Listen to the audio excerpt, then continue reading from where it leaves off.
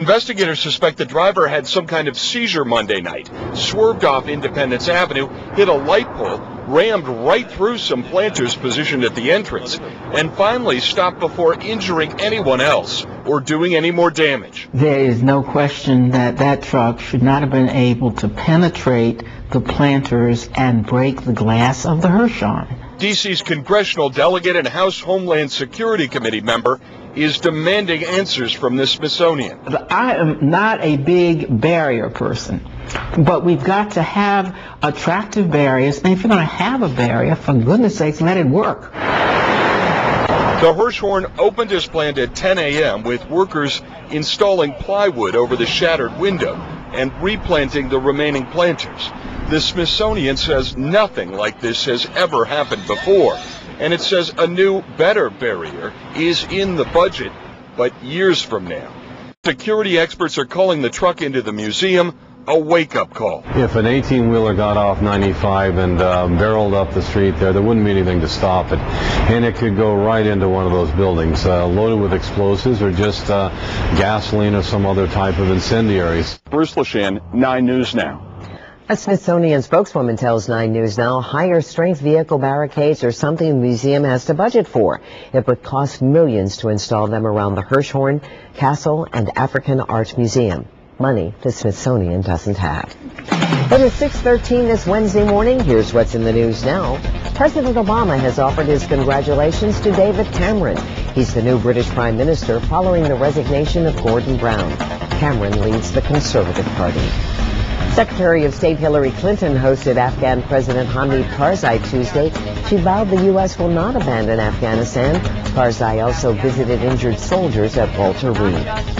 The snow should finally stop falling today in Wyoming. Parts of the state received 7 inches of snow in 4 hours yesterday, but it should hit the 70s by this weekend. It is 6:14. We say good morning to Howard Bernstein. They've got a roller coaster forecast, and we're on the up and down side of our roller coaster. That's right. And what happens in Wyoming actually affects us here because it's the upper level low that's responsible for their snow, throwing energy into the plains, the storms to the plains, and then all that energy rides east and northeast. And for us, we've got the threat of storms not only this afternoon, but again Friday afternoon. The key, though, is going to be the weekend. That's when we're going to be rewarded for our patience. Let's start off on the weather computer because we have a few showers that we've been watching during the overnight. Those mainly drifted north and east of us through parts of Baltimore. Really got a good downpour early this morning. Now we're looking at some stuff coming out of West Virginia. Light stuff there, but let's go over to Live Doppler 9000 HD just to show you we've zoomed into parts of the Shenandoah Valley near Strasburg, headed toward Front Royal right now with a couple of showers in Stephen City over to Upperville. That may slide just south of you on the northern edge of Route 17 there in northern Fauquier County. Back on the weather computer, we'll talk about the forecast first with the next 3 days. We're warm today. Yesterday, 50s. Today, upper 70s, if not 80, with strong afternoon thunderstorms. Cool tomorrow, an early shower, 63, and then warm again on Friday.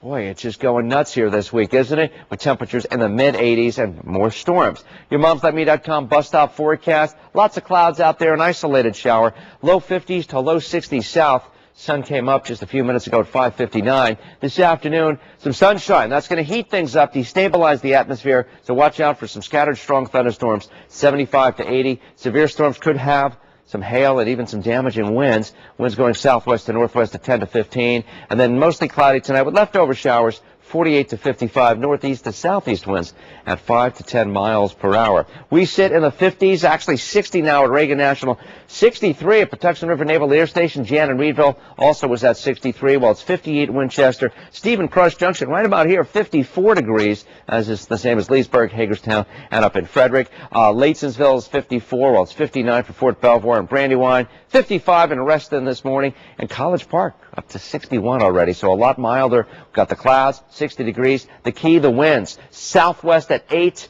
and that is bringing in the warmth and also a little bit more humidity as our dew points have climbed all the way back into the 50s. The big cluster of showers last night really passed well north of us. Here comes another giant cluster of storms and showers, and everything's going west to east, so that later on this afternoon I do anticipate with the daytime heating and that sunshine, we will destabilize for some strong thunderstorms. Early shower tomorrow. We're back on the north side of the front, so cool, 63, warm with storms on Friday afternoon, and then a nice weekend with highs in the low to mid 70s. That's the payoff, everybody. Here's your traffic at 6:16. All right, and we're ready for it. So inside the Beltway, staying safe and